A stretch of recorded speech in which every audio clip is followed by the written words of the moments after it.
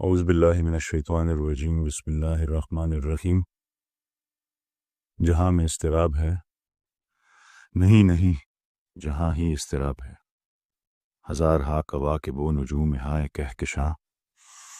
ہزار ہا کواکب و نجوم ہائے کہکشاں سے ایٹموں کی کھوک تک مدار در مدار ہر وجود بے قرار ہے، جہاں میں اضطراب ہے۔ یہ اشعار اس اضطراب، اس اندرونی بے چینی، اس اندرونی بے قراری کی طرف اشارہ کرتی ہے جو ہر ذی شعور اور ذی عقل انسان اپنے زندگی کے مقصد کو بھولنے یا اس سے بھٹکنے کے بعد محسوس کرتا ہے، بلکہ اس اضطراب کو ہر انسان محسوس کرتا ہے، مگر زیادہ تر لوگ اس اضطراب، اس بے چینی کو دنیا کے رنگ محل، زندگی کے تگ و دو اور سوشل میڈیا اور موبائل کے ان گنت سکرولنگ کے من و بوجھ تلے دبا دیتے ہیں۔ یہ وہی اضطراب ہے جسے تنگ آ کر غنی خان بابا کہتے ہیں دا چیزان لے ونیکم تازتنگ شمدخ بلزانا شیخ بابا را تلگیاد مسئلے کئی دا عذاب خود دل تپا عذابیم دا دیخپل خود و احساسا زکا کلپ سجدہ شم کلا اس کما شراب چے احساس لرم سوزیگم بے احساس شم رکیگم تا کچت دا سکن۔ ہمت اضطراب، اس اضطراب کا سامنا کرنے کے لیے بہت بڑی ہمت کی ضرورت ہوتی ہے، اس لیے زیادہ تر انسان اس شور، اس الہی رہنمائی سے فرار اختیار کرتے ہیں اور اس سے فرار کے بہانے ڈھونڈتے ہیں تاکہ اس کا سامنا نہ کرنا پڑے۔ ہم اس سیریز میں اس اضطراب کا سامنا اور بنیادی سوالات کا جواب ڈھونڈ رہے ہیں کہ زندگی کا مقصد ہے کیا۔ پچھلی قسط میں ہم لوگوں نے ایکوائرڈ نالج میں اس سوال کا جواب ڈھونڈا کہ زندگی کا مقصد کیا ہے، پر بدقسمتی سے ایکوائرڈ نالج جواب نہ دے سکا تو ہم نے رخ کیا ریویلڈ نالج کا، اور ہم نے پوچھا کہ کیا کبھی کسی نے اللہ تعالیٰ سے پوچھا کہ انسان کو بنانے کا مقصد کیا ہے؟ آپ اگر اپنے پاس اپنے گھر میں پڑے ہوئے ریویلڈ نالج کے سب سے بڑے نسخے اور سب سے عظیم کتاب قرآن شریف کو اٹھائیں اور اس کے کچھ ہی صفحوں کو پلٹیں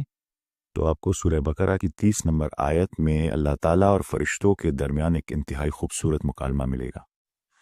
جس میں اللہ تعالیٰ فرماتے ہیں بسم اللہ الرحمن الرحیم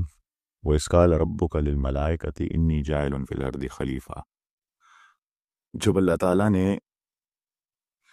فرشتوں سے کہا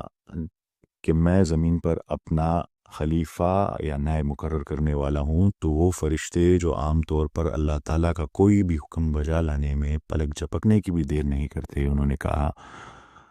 قالوا وَتَجْعَلُ فِيهَا مَن يُفْسِدُ فِيهَا وَيَسْفِكُ الدِّمَاءَ وَنَحْنُ نُسَبِّحُ بِحَمْدِكَ وَنُقَدِّسُ لَكَ، کہ اللہ تعالیٰ آپ بنا رہے ہیں جو زمین پر فساد کرے گا اور خون بہائے گا، اور آپ کی بڑائی، آپ کی حمد و ثنا اور آپ کی تقدیس بیان کرنے کے لیے ہم ہیں۔ ہم میں سے کوئی بھی، ہم جیسا کوئی بھی انسان فرشتوں جتنی عبادت نہیں کر سکتا۔ تو فرشتوں نے اللہ تعالیٰ سے پوچھا کہ انسان کو بنانے کا مقصد کیا ہے، تو اللہ تعالیٰ جواب میں کیا کہتے ہیں؟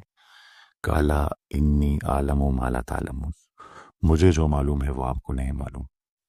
اور پھر آگے اس کو اور ایکسپلین کرتے ہیں وَعَلَّمَ آدَمَ الْأَسْمَاءَ كُلَّهَا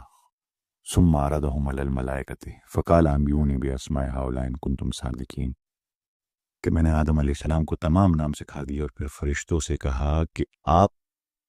یہ نام بتائیں، تو فرشتوں نے اپنے عاجزی کا اظہار کیا اور کہا قالوا سبحانک لا علم لنا الا ما علمتنا انک انت العلیم الحکیم، کہ اللہ تعالیٰ آپ پاک ہیں، ہمارے پاس علم نہیں مگر وہی جو آپ نے دیا ہے، اور آپ ہی علم اور حکمت کے مالک ہیں۔ تو اللہ تعالیٰ نے حضرت آدم علیہ السلام سے کہا کہ آپ یہ نام بتائیں، قال یا آدم انبئهم باسمائهم فلما انباهم باسمائهم، تو حضرت آدم علیہ السلام نے وہ تمام نام بتا دیے جو فرشتے نہ بتا سکے۔ تو اللہ تعالیٰ نے جواب میں کہا قال الم اقل لکم انی اعلم غیب السماوات والارض، کیا میں نے آپ کو کہا نہیں تھا کہ میرے پاس یہ علم آسمان اور زمین کے غیب کا؟ تو یعنی جو سوال فرشتوں نے پوچھا تھا کہ انسان کو بنانے کا مقصد کیا ہے، اس کا جواب پچھلی 2 آیتوں میں اللہ تعالیٰ نے دیا، مگر مجھ جیسے ناقص العقل انسان جو قرآن شریف کو صرف تبرک کے لیے عادتاً پڑھتا ہے اور اس پر غور و فکر نہیں کرتا، اس کو ان آیات کی گہرائی نہیں سمجھ آئی۔ علماء کرام نے انتہائی خوبصورت انداز میں اور انتہائی تفصیل میں ان آیات کی تفسیر بیان کی ہے، پر اس آیات کا مقصد سمجھنے میں اور اس میں زندگی کا مقصد سمجھنے میں جس انسان نے میری مدد کی وہ ایک عیسائی انگریز پروفیسر ہے، جس کو یہی اضطراب مبتلا ہو گیا تھا، یہی بے چینی مبتلا ہو گئی تھی، اور اس نے اپنا سفر شروع کیا اور عیسائیت سے ملحد ہو گیا، اور ملحد کے بعد اسی آیات کے سلسلے کے ذریعے مسلمان ہوا، کیونکہ وہاں اسے زندگی کا مقصد مل گیا۔ پر اسے ان آیتوں میں ایسا کیا ملا جو ہم نہ دیکھ سکے؟ آنے والی قسط میں ہم اس پر مزید بات کریں گے، اس کے نظریے کو سمجھیں گے، اور پھر قرآن شریف پر باقی مقامات پہ دیکھیں گے کہ اس میں بھی اسی سے مماثلت ہے، اسی طرح کے مقاصد کا ذکر کیا گیا ہے یا نہیں۔ آپ سب کی سماعتوں کا بہت بہت شکریہ۔ ہم ملیں گے تیسری قسط میں، تب تک کے لیے اللہ حافظ۔